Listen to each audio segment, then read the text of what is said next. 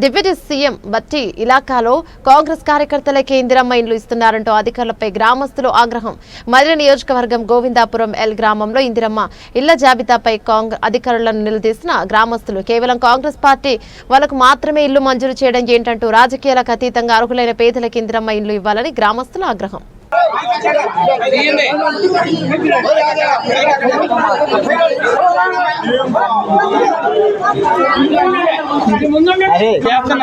కాంగ్రెస్ ప్రభుత్వం అండి వైఖరి, కాంగ్రెస్ ప్రభుత్వం అండి వైఖరి.